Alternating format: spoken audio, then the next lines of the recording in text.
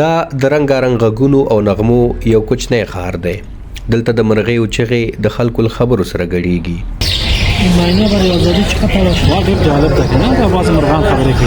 په قفسونو کې بندیوانې د مرغۍ هر یوه د خپل برخلیک انتظار باسي.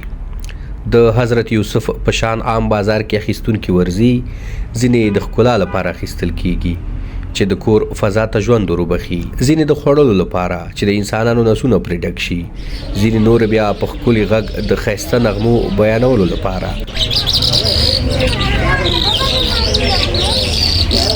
او ځینې د جګړې لپاره چې د ساتیرۍ تر نوم لاندې یو له بل سره وجنګول شي. د رنګارنګ مرغانو د فروش دغه بازار په لغمان کې دی.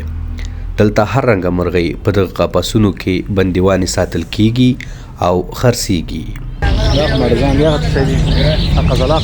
د قفسونو تر شا ولاړ دغه سپین ږیری چې غټ بریتونه لري وایي په خپل مهنت او خوارۍ رنګارنګ مرغۍ رانیسي او دلته یې په بازار کې خرڅوي، اجور اخلي.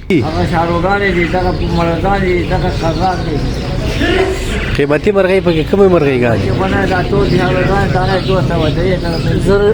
زرکۍ نه لري، زرکۍ